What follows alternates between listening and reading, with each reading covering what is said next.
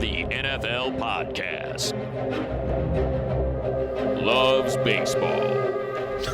Welcome to another edition of the Around the NFL podcast presented by the United States Marine Corps. My name is Dan Hanzus. I'm joined in a room filled with some heroes. Chris Wesseling to my left, Gregg Rosenthal to my right. What is up, boys? Hey, Dan. Little three-man weave today. Mark Sessler back in the infirmary. So hopefully get him back on Thursday. Well, he wouldn't have appreciated that money drop anyway. No, that was teed up for him to make some type of dig about the length of the baseball season. Which could end tonight, and I bet no matter what happens tonight in baseball, it'll have a little more sizzle to it than this trade deadline. Trade deadline Tuesday. Yes, we waited it out until it was clear. And, yeah, in a year where there were 20 trades since week one. 103 trades in 2019 overall before Hubba. Tuesday. That 20 trades since week one is up from 11 last year. And, you know, we had a couple big trades yesterday with a Jets-Giants trade for the first time ever, a notable running back on the move. You thought that some big monster happenings would go down in the final hour leading to the deadline with some big names. It just never happened that way. So maybe not as an explosive a trade deadline, but still more fun than it used to be. I get the people are upset, but I remember the days when, like, Will Witherspoon, a random linebacker, was the biggest trade of the week, or Jonathan Casillas going to the Patriots. Right, we'll get to it, but the players that weren't traded were also it was interesting just to hear who was floated, who's trying to get rid of things. I think if the NFL really wanted to, and Kevin Patra, our old friend, coming at you, pointed this out, they would have to move. If they really wanted the trade deadline to sizzle, you'd push it back a little bit, and they have pushed it back, but push it back even a little bit more. And the compensatory pick formula is really what's holding it down. So let's say Robbie Anderson, for instance, a guy the Jets really don't have much use for. I don't think they want to keep him next year. They'd be happy to trade him, but they're only going to get a fourth-round pick for him. Here's a starter. They're going to get a third-round pick in 2021 in the compensatory pick formula, so it just doesn't make sense. Why do it? And I think that's preventing some of these trades. But the reason that policy is in effect is to protect teams that lose their assets against their own will, right? So it's not something we want to get rid of, right? It's also something people only use as an excuse sometimes. If they want to make a trade, they'll make a trade. Leonard Williams was part of that, and he got traded. I've never thought about it, but I think there is an argument that you could reduce the impact of all the compensatory picks at this point. It was made in a very different structure of the NFL where players really weren't changing teams, and teams were so overprotected in terms of keeping all their great players, and that's fine, but maybe they want to be a little more like baseball and basketball and embrace players leaving teams. It's happening anyways. All right, so we have a lot to get to. Coming up in today's show, we have, the standard fare, the Monday Night Football recap. We have the Thursday Night Football preview, Week 9. But we're going to dig in on other news, and there's some big news around the league, including I believe, 7-year starter whose reign is coming to an end for his, I believe it's the Midwest that he plays in. Football team. We'll get to that. We have a Super Bowl MVP that is heading to the sideline. Is it an injury or is it a benching? Drums. A firing of an OC. The kicker corner. The club is going off. But first, let's get to the trade deadline news. All right. So, what did happen? Let's start with the New York Jets, who were the team that was most in the news, both yesterday because they made a trade, but today because of the names that were floated. Le'Veon Bell, reported by the Daily News, was being shopped. Never happened. Jamal Adams, reported by ESPN and then confirmed elsewhere, was on the move potentially. The Cowboys were very interested. Didn't happen, and we'll get into that in a bit. But let's start with what did happen. Leonard Williams, their former first-round pick, of 2015, a very solid defensive lineman that never really lived up to the hype, which was J.J. Watt-esque at the time. He gets moved to the Giants for the first time ever. I kid you not. The Jets and Giants do a trade. So Williams doesn't have to move his house or his condo or whatever. He stays in town in Jersey.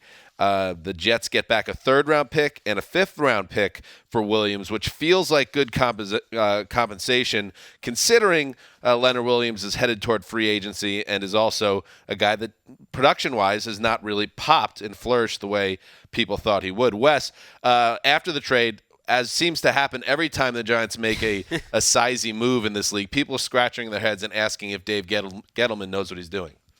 Yeah, this whole run the ball and defend the run philosophy he's got going, the hog mollies, which his philosophy going back to his Carolina Panthers days. I guess it's the fact that Leonard Williams is a free agent after this season, and he's going to a team clearly in rebuild that has people wondering what the hell was going on. I don't hate it for the Giants. I think I like it for the Jets. It's kind of a no-brainer. I'm sure in their dreams they would have gotten slightly more. He didn't have that sort of value because of what you said, Dan, that he's been a little disappointing and he's entering free agency. So they took the best offer they could. They got some value for him. Good for the Jets. I don't mind it for the Giants because they're getting him for 8 games, and you wouldn't do it unless you had a strong interest, I believe, in re-signing him. And they get to see how he fits, and maybe they can unlock some of that potential that all these draft experts thought was can't miss, difference maker, quality starter, best player in the draft at the very worst. And here's all they gave up. If he does leave, is a 3rd and a 5th, and they probably get a 3rd-round pick in 2021 back in terms of the compensatory pick formula. So it's just a 5th to try him out. Now I think in Gettleman's heart, he wants to pay Lenny, and he loves him. And he wants Leonard Williams to play great the next 8 weeks. And I think it's fair to question whether they need him. They have Dalvin Tomlinson and Dexter Lawrence and B.J. Hill. But Leonard Williams is maybe in his mind a better pass rusher. In my mind. And so you're not giving up much to try it's hard to get premium talent, and maybe Leonard Williams could still do it. He's 25 years old. Yeah, that's the thing. Where does he play? Like you said, they already have 3 guys. I think that's another reason why people are like, why did you make this trade? He's playing defensive end in a 3-4, and he's starting, and And so who gets benched? One of the other 3 guys that they kept telling us was Hill's great? really more on the interior. Yeah, and you're rotating. It's defensive line. It is strange. Is he a guy that you want to give $16 million a year or whatever he's going to cost? That's probably the bigger question. I don't mind the trade because I think it was fairly low stakes for the Giants. I feel like from the Giants side, and Giants fans, and I'm friends with a lot of Giants fans that are asking the questions that a lot of people are asking, Leonard Williams really he could be a disruptor. He just has not piled up the numbers. But the Jets never did a good job, and this has become its own cliche. The Jets haven't had a real pass rusher since John Abraham in 2005. Well, that's true, and maybe if you actually had an edge presence, that would unlock Leonard Williams. However, that was not what you were supposed to be getting from Leonard Williams. You were supposed to be getting a guy that was a self-contained nightmare that would blow up the opposition game plans, and it just never happened. And the Jets were patient and waited, and we know Todd Bowles, not a great head coach, but he had him for multiple years and couldn't get the best out of him. Gregg Williams spoke highly of him this summer, couldn't get the best out of him. Perhaps the Giants do, but I think he might be just another guy. Right. He seems like an above-average starter, though, which think that's which fair. Costs a lot of money on the free agency market. So it's not what you hope to get with the number 6 pick overall in the draft, above-average starter. You hope to get a Hall of Famer. Absolutely. All right, and I mentioned it. Jamal Adams, this report comes out a couple hours before the deadline that the Jets have made him available, and shortly after that, the Cowboys emerge as the team that they would do business with potentially.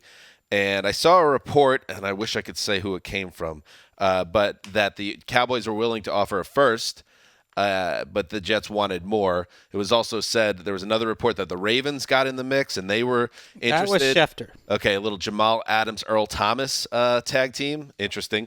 But obviously that didn't happen because where we are now, and it's now 31 minutes after the trade deadline, we haven't heard anything about Adams moving. So he stays put. And there were a lot of questions, Greg, about this as well. Why would the Jets even think about moving Jamal Adams? But from what I've been following and certain beat writers that you learn to trust, Rich Cimini, right? Rich Cimini has been dropping breadcrumbs for weeks that there's been a change to Jamal Adams this season. And this guy came into the league.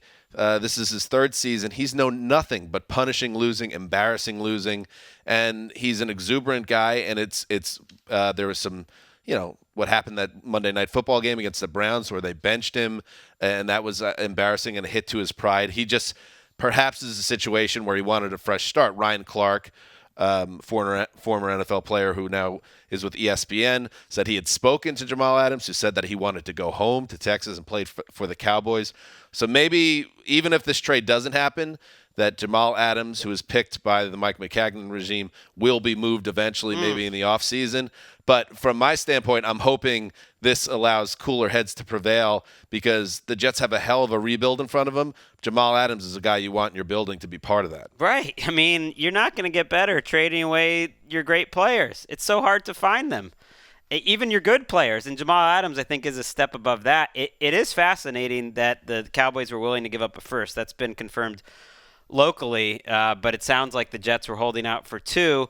I don't blame anyone here. I don't blame Jamal Adams for not really publicly, but having some frustration with the Jets. I don't blame the Jets for shooting for the moon, but not dealing him, because I think that's what it should take to get a player like Jamal Adams.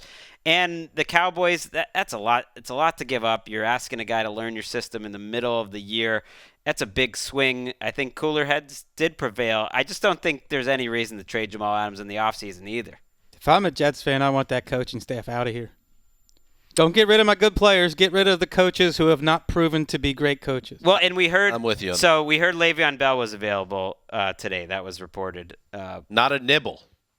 Widely. Not a nibble. And this is why – and I don't want to keep piling on, but this is why – we were so hard on the Jets when they fired McCagnon. Not for firing McCagnon, but the timing. That owners, if there's one thing NFL owners I feel like should have learned over the last 20 years, it's just like the one thing you got to do is just have your coach and your GM aligned and have them together, whether they're hired together or one helps the hiring of the other. Whatever it is, have that all work, because this is what happens. Then Gase and Joe Douglas didn't want Bell. They just signed Bell. Who knows about Mosley? Or they don't like that contract. And that's why. That starts back at the ownership level, that the process leading into it didn't make sense. And it's too bad, because I think Le'Veon Bell's still a good player. He's just paid a lot of money. There's a Jetsiness to the whole thing, too, right, because there is a scenario and a reality where the Jets are actually a halfway decent team this year, as many of us thought they would be, and they're in contention for the wild card. And then in the offseason, Joe Douglas gets to start to massage the roster. Right. But with the Jets, it always seems to go whatever the worst-case scenario was, which is in this case, the season goes down the toilet. Every move has not worked out, and the biggest potential worst-case scenario is exactly how it's played out. Jamal Adams is the golden boy, and if I was a Jets fan, my number one, I guess it would be my number one concern going into the year is don't ruin Jamal Adams. He's pure. Well, he's a leader. And Sam Darnold. Even on doing both, maybe. Yeah, but we haven't. I mean, he was out for a month, so we don't even know what's going on there. But Jamal Adams, the leadership he showed before this year on a bad team last year, playing 100% every week and leading by example, don't ruin that guy. That's all I want. He tweeted, actually, shortly before the deadline, it's in God's hands now. And this is a little exclusive from the old Zeuser. We have God on the line. God, are you there? Yes. It's me, God. This message is for Jamal. How's life? Like your ability? I gave that to you. Personality? It's great. You're welcome. To answer your question, I put you on this earth to save the Jets. That is God's plan. Long-time listener, first-time caller. I'll hang up and listen. Oh, I wanted a chance to ask God a question in the press conference. Yeah, he's off. I wanted to know if hiring Gregg Williams was part of God's plan. Can we get him back on? Try to get him back. I don't know if he has a number, but yeah, I don't know about that.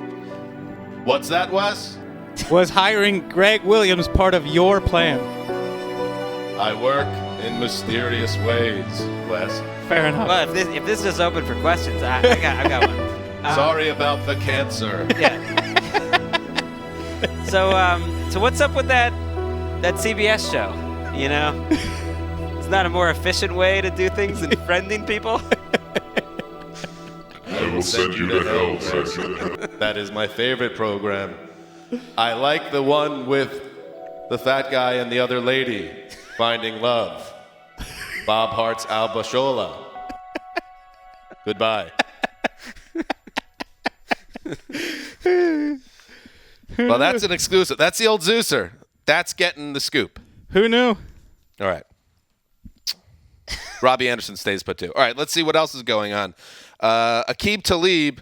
This one's weird. Well, not weird. It's one of those things that NFL junkies like a Rosenthal, they lap it up. The Rams send Aqib Talib, their veteran cornerback who's on IR, and a 5th-round pick to the Dolphins in exchange for a late-round future draft pick.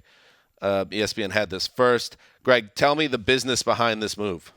They're just buying a 5th-round draft pick, the Dolphins are. Essentially, it's a salary dump. And I wondered if the Rams were, there was a second move to come, but there wasn't. It seems awfully expensive to me. So he has $4.2 million left on his contract. The Dolphins are going to pay all of that. And all they get out of it is a 5th-round pick. As Charlie Casserly pointed out, 20% of 5th-round picks ever start for their team. Strange. Right. Don't tell GMs this, but the draft is only 4 rounds long.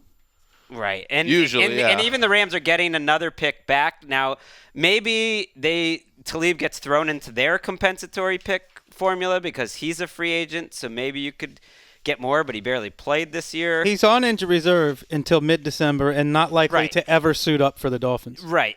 Someone said they think he might end up on Brian Flores' coaching staff next year. So that's why he did the trade? No, I don't think that's why they did the trade, but maybe he would be. Because they were together in New England? Well, and they're close, and I guess Talib does have an interest in it. But I don't. Well, this is the Dolphins' very strange. move. They've done the same thing with Robert Quinn and Ryan Tannehill, too. Just sold him. So that trade happened today, Tuesday. On Monday, the Dolphins agreed to trade running back Kenyan Drake to the Cardinals in exchange for a conditional 2020 draft pick. This is a deal that was, we saw it coming because Drake did not travel for Monday Night Football. And the Cardinals, Wes, are a team that has depth in that backfield. Of course, David Johnson is there. Chase Edmonds had a breakout week last week, but he just hurt his hamstring. David Johnson is banged up. So it's a crowded backfield, but a banged up one. Kenyan Drake enters the fray. Yeah, it's like a crowded backfield until late October, and then it becomes a vacant backfield, so they need a running back. I was hoping to see Kenyan Drake go to the Lions, who desperately need a running back. True. But in this case, good for the Cardinals, because it sounds like Chase Edmonds is going to be out a few weeks with the hamstring injury, and David Johnson, that back injury doesn't seem to be getting any better. I like the move for the Cardinals. Well, good for you. And Lakeisha, the Paramore, who is making her Thursday night recap debut this week with Cardinals 49ers. Thanksgiving night. Halloween night. Yeah, you are helping out the parents, in this case, specifically me, since it was my turn. And my kids taking them out for Halloween. Who knows? I love Kenyan Drake. Shouldn't you guys have to do 3 Thursday nights in a row after Mark and I did the Redskins-Vikings game? I do. Would that only be fair? In general, I do. Maybe 3 years in a row? I do owe one. Yeah, I know. When I was watching that game at home with my kids, I thought how you always say how I love every NFL game, and I was like, nope, not this one. I don't love this game. Wasn't it last year that Mark was like, Halloween's fine with his kids? Remember, you're going to have that's hard right. time.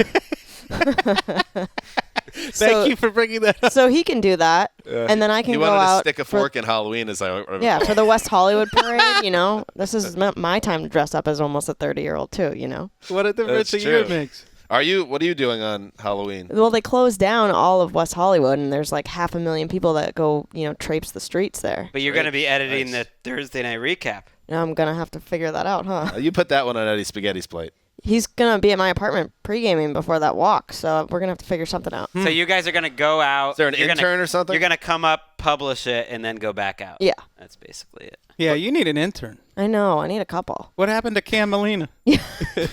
Missed that guy. Are you going to have any drinks in your system when you're editing this? No, of course not. That was a test. Yeah, of course not. That was a Good test. answer. Of course not. Although we wouldn't judge you. No. There are we shadowy wouldn't. league figures that would. But yeah, Shadowy League figures actually listen to this podcast. I don't drink at all anyway, so. Well, that's not true. Okay. You are a real booze hound. That's not true either. Another trade. Gennard Avery? Yes. Gennard Avery. I thought it was Gennard. The Eagles acquired defensive end Gennard Avery from the Browns in exchange for a 2021 fourth-round pick. Avery is just in the second year of his rookie deal. He had 4.5 sacks as a rookie. He was a fifth-round pick, so the Eagles add some pass rushing depth. But I guess John Dorsey, and this is not the first time we've seen it in the last couple weeks, not afraid to cut ties with a draft pick he's not feeling. Got good value with a fourth-round pick. People thought Howie Roseman gave up a lot. This guy had 42 pressures last year. They changed systems. This is the type of trade that should happen a little more. Sometimes guys get totally stuck in a bad situation. He was playing a ton and played well last year. Wasn't playing at all this year. They need some pass rush help. Watching Josh Allen stand back in the pocket last week has to be tough for the Eagles fans. He's a tweener. He's sort of a linebacker who's meant to be a pass rusher, but he's not built like a pass rusher, which made him have no home in the new defense. But like Greg said, looked good last year. Staying put. Who was rumored to move and didn't move other than those Jets we talked about? Well, Chris Harris of the Broncos, that cornerback, that team's going nowhere, as we know. But the veteran cornerback, he does not get moved despite some rumors that they would look to get something done. The big name left tackle Trent Williams, speaking of the Browns, there was, I don't know if it was ever a real connection between the Browns and the Redskins on Trent Williams, but it made a lot of sense because the Browns need something to stabilize that offense, and perhaps a left tackle like Williams would be that. But Williams does not get traded, and immediately after the trade deadline, he reports officially to the Redskins. So I guess he waited and waited and waited and never wanted to play another snap for Washington. But he decided to get his career moving and I guess toll his free agency and do all the things he needs to do to get the hell out of Dodge. He had to report to the team. That's how I read that. Yeah, a rap sheet, I believe, reported that the Redskins were asking about cornerback Denzel Ward, which was a non-starter and never had any chance of happening. And then J.P. Finley of NBC said that one source said, on a Trent Williams move, the Redskins wouldn't take calls for months. So, quote, now nobody wants to bail them out. Well, that makes sense, though. The Redskins making these guys available at the last minute, especially Trent Williams, after saying no. They reportedly turned down a first-round pick from the Patriots back in the day, and supposedly there was a second-round pick on the table, and it almost felt spiteful that they just wanted to keep Trent Williams. Now, knowing that he is showing up, maybe they had some information or thought that was a strong possibility. It was our very own D'Angelo Hall at NFL Network. He's a colleague. I don't know if good friend. You talked to him a lot. It's beyond colleague at this point. Yeah, he broke the news. So I guess the Redskins won that stare down. I'm annoyed with that. They're going to trade him eventually. He's still not a free agent until 2021. He'll be 33. Maybe he heard, and this would be fair, that teams wanted to see how he looked after a series of pretty serious injuries, and that would help his value and help his chances to get a new contract with a new team. Yeah, play a little. It is weird though, this whole like massaging. What do you think about like Le'Veon Bell and Jamal Adams showing up to work tomorrow? And Nate Solder's another guy who sounds like they were shopping pretty aggressively. Jackrabbit Jenkins, Janoris Jenkins, and it's kind of a new thing in the NFL that, okay, Nate Solder, it's like we tried to deal you, but go back. It's just a strange situation for some of these players. I think it was Michael Scott who said, somebody said, Michael, it's not business, it's personal. And then he said, business is personal. And that you wonder, like, when these guys do come to work, when they were aggressively shopped, if it makes them even more, disenfranchised. Probably the Jets, that will be the case, exactly. You can't help but get your feelings hurt, and Michael Scott's right. Business is personal. He's always right. I'll never forgive Ricky for when she tried to trade me off this podcast. I thought that was ridiculous.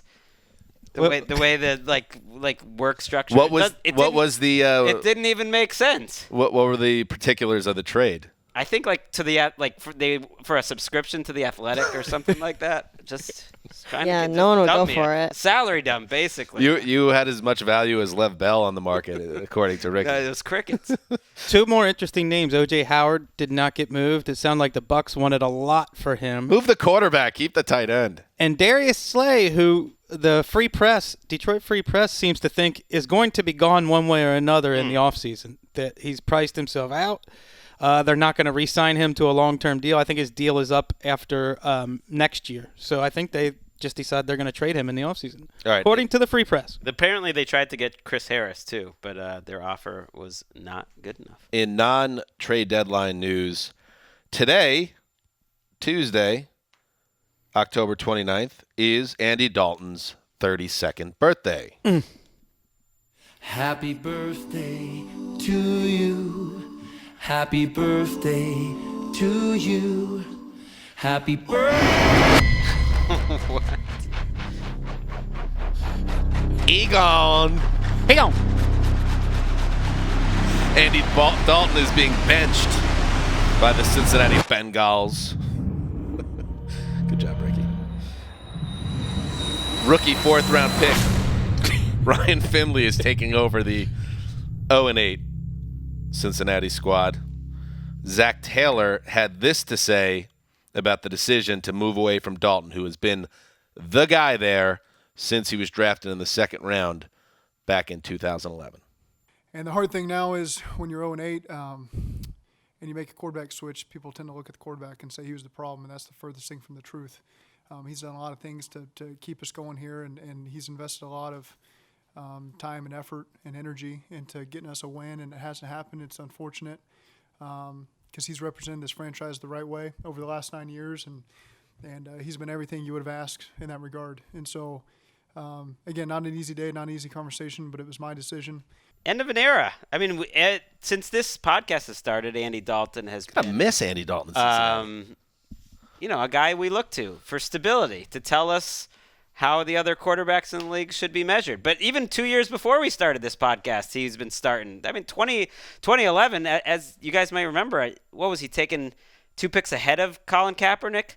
That was 2 picks out, and it was a controversial thing that the Bengals were maybe going to take Kaepernick. Didn't happen. There's some roads. Jay Gruden wanted Andy Dalton. Right. That was the true controversy around Colin Kaepernick in his career, I feel. Right. I mean, those are some roads diverging. I think it makes a lot of sense, though, because Ryan Finley looked good in the preseason. This is where the preseason does matter. Sometimes you can, as a rookie quarterback especially, you can plant a little flag or put a bug in your coach's ear. If you look that good, then you give your team an option when you're 0-8, and they're clearly ready to move on from Dalton next offseason. And yet they're putting him in a position to fail. And I get that this is part of the reason why they didn't want to trade A.J. Green, because they want to give him a real shot over 8 games to see what he can do. But, Andy Dalton's been playing with a historically bad rushing attack. He's got a career backup guard playing left tackle. The center they drafted in 2018 is playing guard and got one of the worst grades I've ever seen at Pro Football Focus last game. His number 1 receiver's out. I mean, I don't know how it happened that I got stuck as the Andy Dalton defender in this room. But does anybody really believe he's a worse quarterback now than he's been his entire career? He's in his athletic prime where his mind is catching up with his body. Well, he's 32. This is when quarterbacks are hitting their stride in the NFL in 2019. No, I think he's fine. He's the same guy. You're not alone. Okay. I've always been on board the Andy Dalton Express in terms of you could do a lot worse. If Mark was here, he'd be crowing right now. But, yeah, I mean, this is what we've always talked about, right? And that stat that I think Andrew Siciliano tweeted out before the London game, that Dalton is now the first quarterback in the history of the NFL to start a season both 8-0, which was in 2015, when he had a great offensive line and a really good set of skill players around him, and now 0-8 in 2019, when he has none of that, and he's just not. He'll never be the same guy. Yeah, he's never going to be like you could put Deshaun Watson in this situation. I'm just throwing Watson out there, and I would say Cincinnati might have 2 or 3 wins. But Dalton is not that guy, and you could hold it against him if you want, but I think he might have good football left in him if he just ends up in a good spot.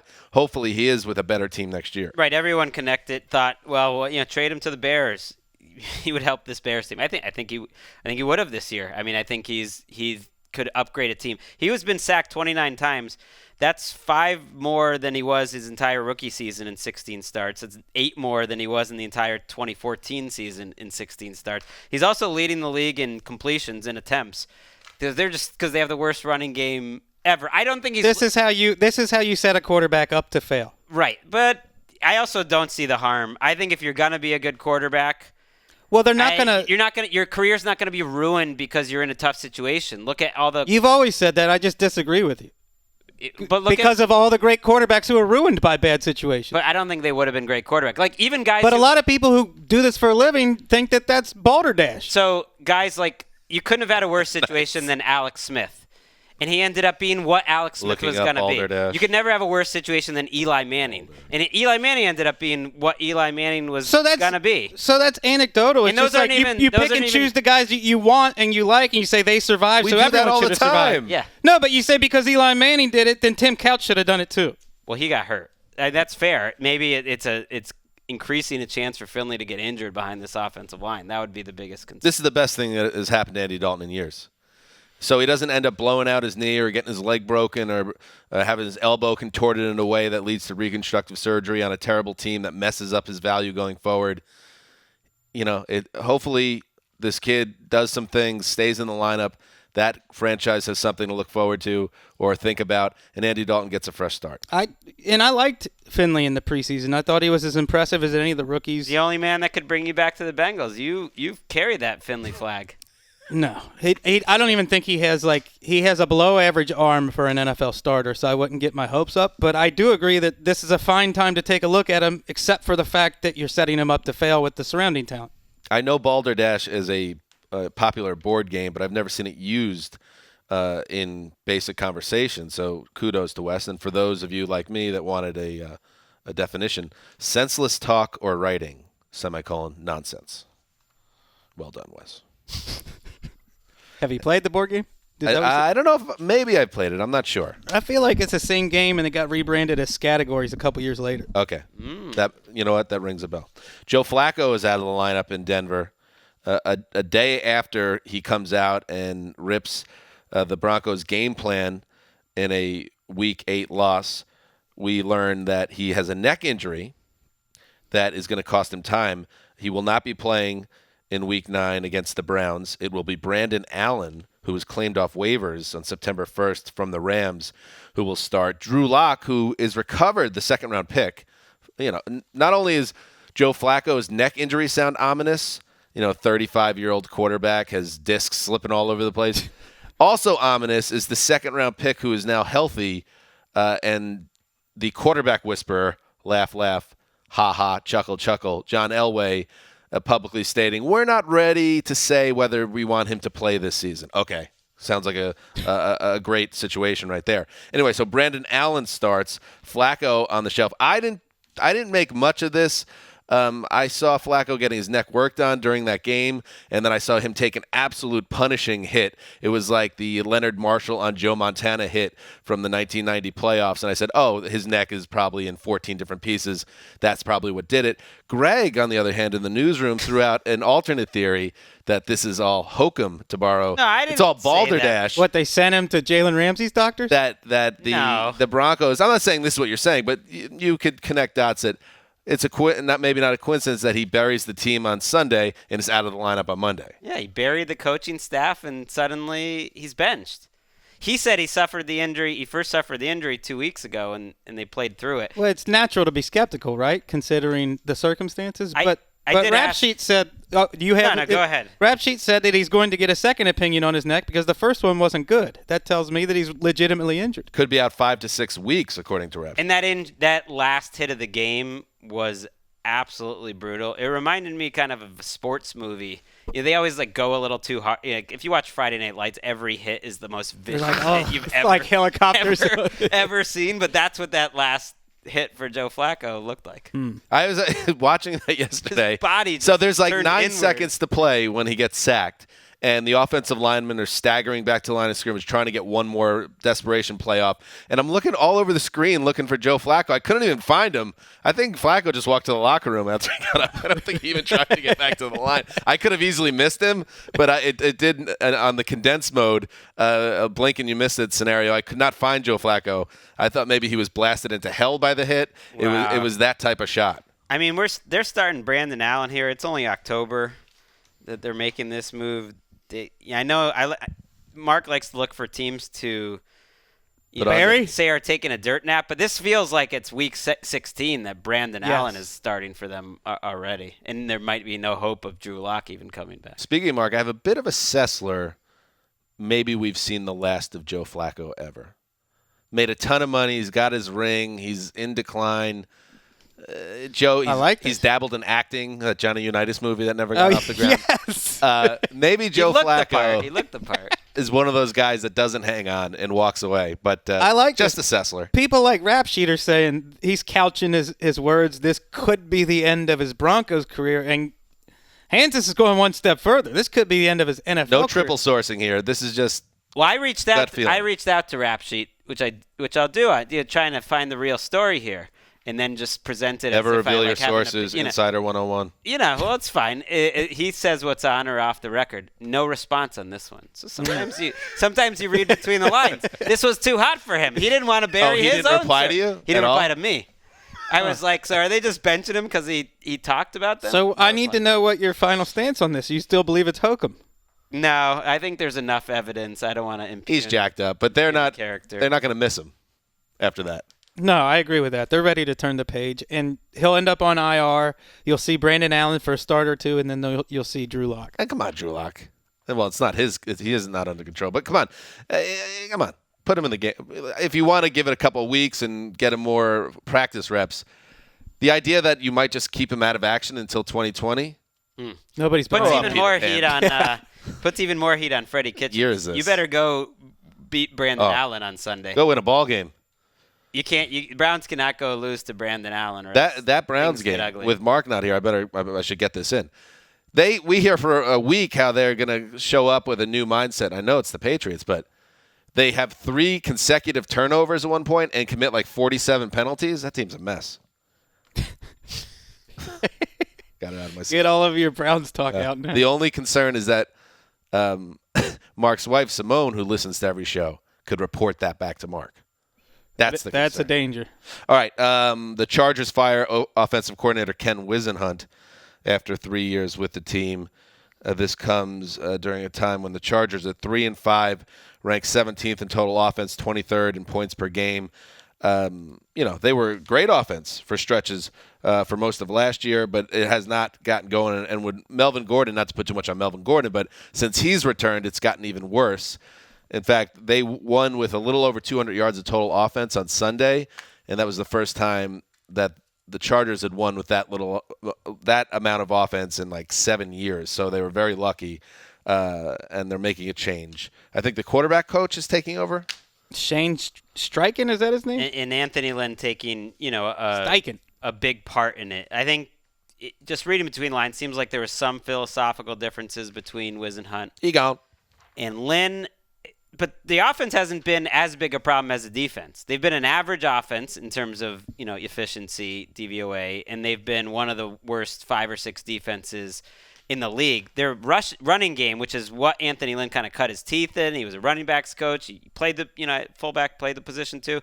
They are the first team since the 1946 Detroit Lions, and then the only team other than the Card Steelers of 1944. The Carpets. Are you aware of those? They had to combine teams during the war because they didn't have enough players. Behind the Cardinals and the Steelers.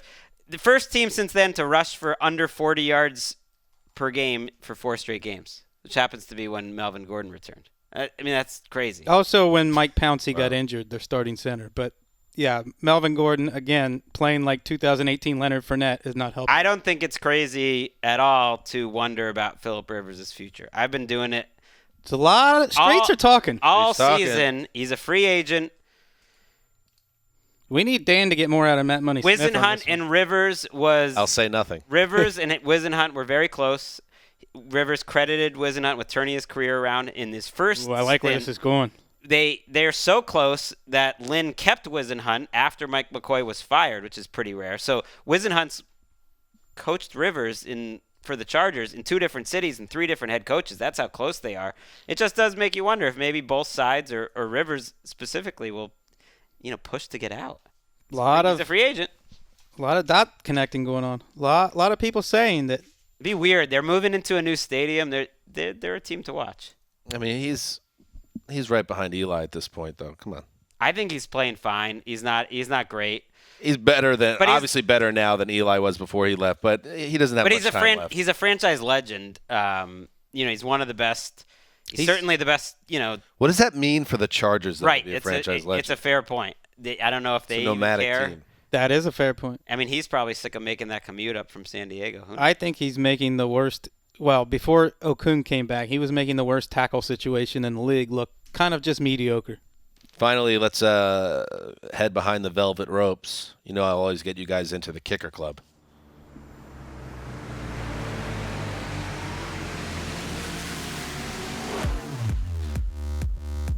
Mike Nugent yacked it on Sunday for the Patriots. You knew he was done.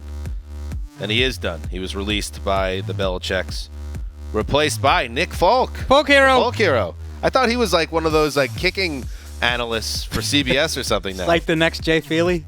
I had no idea he was still one of the, you haven't heard his name pop up once in these traveling kick. It's always the same guys working out Yeah, everywhere. the carnival's in town. You haven't heard anything about Folk. Well, he hasn't been in the league for 2 years. That's what I thought. Okay, I just checked. Yeah. What and the he hell only, is going on He only here? played 4 games in 2017, so he last really played a season for your Jets in What could go 2016. wrong? And the Jets moved on because he couldn't kick anymore, Greg.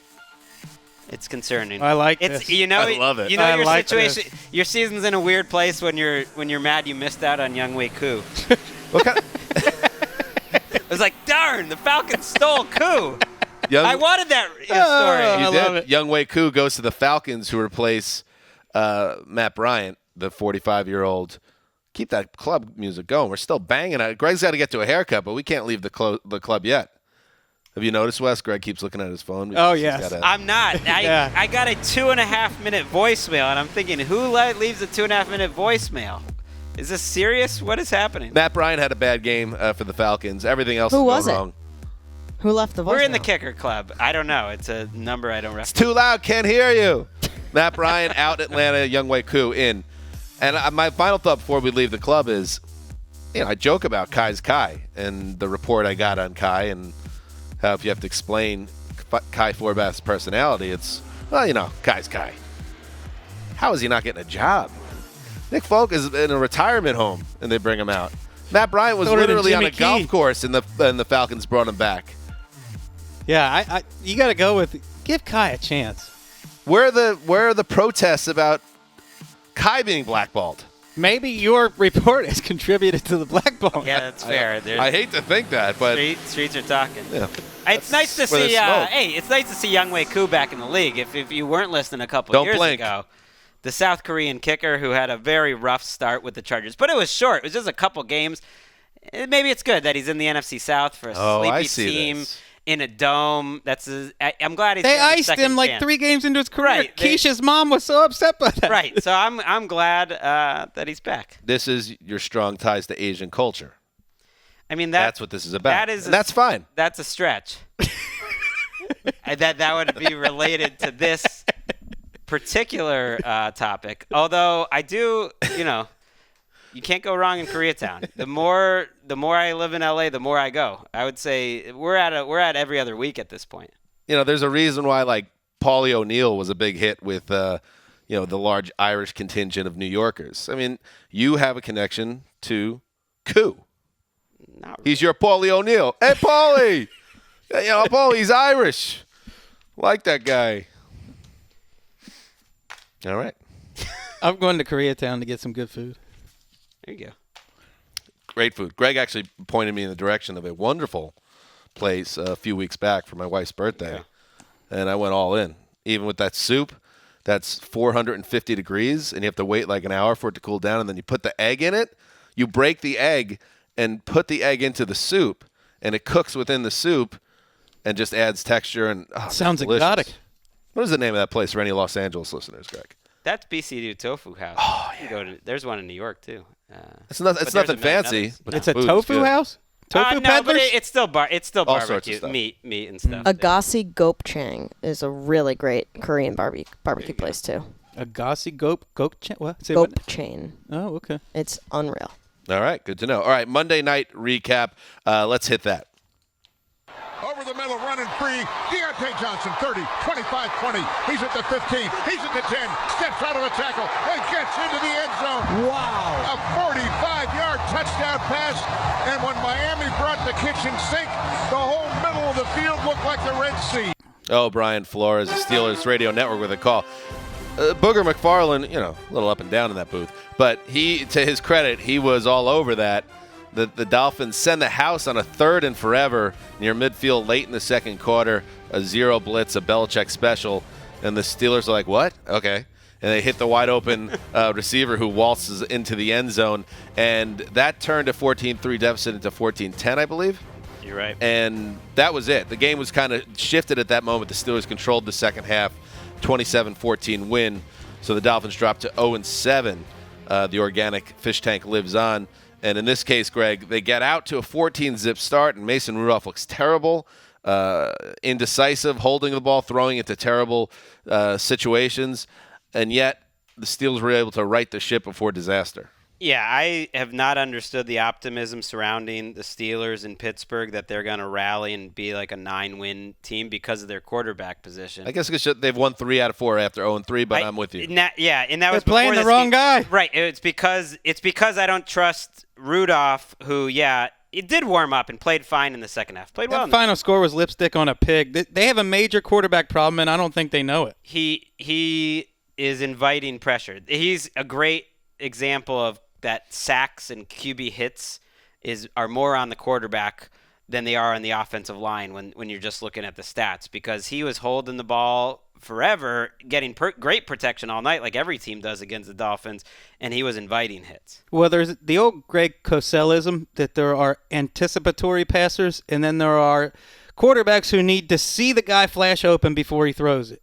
And Rudolph is a see it before he throws it passer, but he compounds the problem by seeing it and then still throwing it to guys who aren't open. I don't think it's the last of Devlin Duck Hodges. I think we're going to see him start games. I could not believe we didn't hear more talk of whether Hodges should be starting over Rudolph in the weeks leading up to this game, because the offense has moved so much better with Hodges in there. And Rudolph has a better arm, no question about it. But to me, it's quite the conundrum to be in when the guy you hand-selected as the quarterback of the future is playing worse than an undrafted free agent, and the stakes are the Dolphins get your top 5-6 pick overall if you finish in the top 5 or 6, because you are playing the wrong quarterback. That was what was fun. I thought this was going to be one of those games, kind of like an ugly, beautiful, weird game. Fitzpatrick came out playing awesome, and he's done that a couple times, but man, he was on fire to start the game. He was so decisive. He knew where the pass rush was going, knew where the blitzers was. It was just fun, and I'm thinking, ooh, this is going to be fun. Maybe the Dolphins get their first win or something crazy happens, and they own the Steelers pick, so if ever they're going to win a game, this is like the game to do it. And then Nick O'Leary, that was where it really started. Dropped a pass that hit him in the chest. That's what set up that 3rd and 20. The Dolphins were driving to build on a 14-3 lead, and then they cut Nick O'Leary the next day. I do feel for the spiteful cut the next day, because who knows? You hate emotional GM work. Well, I'm just saying, like, that might be his last moment in the NFL. You don't even know, and he has either way. He's sitting with himself. He's an Irishman, though. You gotta like him. That he turned the game around with a drop, and then you get fired. If they cut all the guys who dropped Ryan Fitzpatrick's passes last night, they wouldn't have an offense. Right, exactly. So Mason Rudolph, he gets off the mat and at least allows the Steelers to have a shot. They're 3-4 now, and I'm with you. I feel like this is like a 7-win team, maybe, but with maybe defense is so good. The offense put them in bad places last night, and the defense played really well. You know what? Good. I just like the Panthers game was a good reminder. Good defense is not enough, because good defense is. They only can beat up on bad teams. Like a really good offense is still going to move the ball on the Steelers, especially with some of the injuries. Would you be shocked if they beat the Colts at home next week? I wouldn't be shocked, but I'll be picking the Colts. What's the difference between the Bills and the Steelers right now? I would still take the offense in Buffalo and Josh Allen. Yeah. Speaking of picks, you want to do a little? Yeah, you should gloat. I certainly would. What? Oh, yeah. Picks. I went 15-0 this week. What? That's really good. Spread on your column that you do on the picks. That's Haven't been very good this season. Wow, it's not the spread or anything, but you know what? 12-3. I put the modern scores NFL, at 12-3 against the spread. That's even better. I think. Nice work. In the modern Greg. NFL, I don't care what you're doing. To pick the right team is almost impossible. There have been weeks. I believe there was a week where the favorites, according to the Desert People, went 2-10. Right. This was outright, not This was covering. not one of those weeks. I think there were 2 or 3 upsets. Well, congratulations, Greg. Nice work. What do you get for that, by the way? Nothing. Nothing. Get to keep writing. What about the Andrew column. Hawkins? He's going to give you some pop on your show. We'll talk about it on Game Day View. All right. Yeah. Nice work. James Conner had a huge game and left the game with a shoulder injury of some kind. He looks so good. He looks so much better now than he did in September. Best case scenario, though, because it looked like it could have been a clavicle or something that would ruin his season when he left late in the game. But I believe he practiced in a limited capacity or is planning to practice. They expect this him. week They expect him to go. So not anything too serious. So the Dolphins fall to 0-7, and the Gase Bowl. I'll be taking that high in the draft on Thursday's show. Dolphins versus Jets. That might be the Dolphins' best chance to get a W, these 2 matchups against the Jets, if they even want one. Remember, Rich Eisen had the theory on the show the Jets would spitefully out-tank the Dolphins and then not let them take their blessed Tua, the quarterback from Alabama. I don't really watch. Yeah. Yes. Good. I love that as a possibility. The Dolphins I think the Dolphins are going to win a game. I'm glad I didn't note this on Twitter, but the Dolphins at halftime of last week's game had outgained their opponents for the last 10 quarters. That's not, since their bye week, they had outgained their opponents. I mean, they've been competitive. They've been they're not good. I just think they'll win a game because it's hard to lose all 16. That's all. Okay, that's fine. And They're then we getting saw in the closer. second half of the Steelers game that their offensive line is so bad. far below even the teams with bad offensive lines. It's not even preseason caliber. It's the like worst. CFL caliber. But they're the so worst. much better than they were in week 1. I feel like they're getting a win in the next Playing couple with of weeks. some energy, and they get the Jets twice. They get the Bengals. I feel like they'll find a win in one of those games. All right, let's move on to Thursday Night Football, Week 9. The San Francisco 49ers, 7-0. How great were the Niners that they moved up in the old Zeusers power rankings past the Saints from 3 to 2. And I know some people say they should be number 1, and I get that because they were that dominant, and they've been that dominant this year. But they are looking to extend to 8-0, and they are traveling to Glendale to face the Arizona Cardinals, who, of course, came down to earth with that loss to the Saints. However, as John Sterling would say, if you watch that game, they put up a pretty good fight against the Saints. It got away from them, of course, as the final score will tell you. But that decision to go for it on 4th and 1 from their own 30, loved the onions of it all. But once they missed that in the third quarter, 10-6 became 17-6, and 17-6 quickly turned into 31-6. So the Cardinals had some fight in them in that game, but they did get wiped. Well, I think their defense, they gave up a lot of yards, but they've got better players now. Patrick Peterson's back, and some people believe Chandler Jones is having another all-pro type of season. That guy's been phenomenal ever since he's been in Arizona. You've got some players on that defense, and Kyler Murray, again, keeps doing a little bit better than I expect him to do. I like the fact he's in prime time. It's a very tough matchup. You're starting Kenyan Drake probably at running back. But he plays smart. They've only had 4 turnovers the whole season, the Arizona Cardinals. Easily that is shocking. The team that's impressive. Giving it away the least. They haven't fumbled. They haven't lost a fumble the entire season. I don't even think they've actually fumbled. Forget just losing it. Well, isn't that is a ridiculous stat. So if you've seen the 49ers play this year, you would say regression to the mean hits them in a big way on Thursday night. You would think so. They do have Chris. Oh, no, you're so right. Well, you're right. Yeah.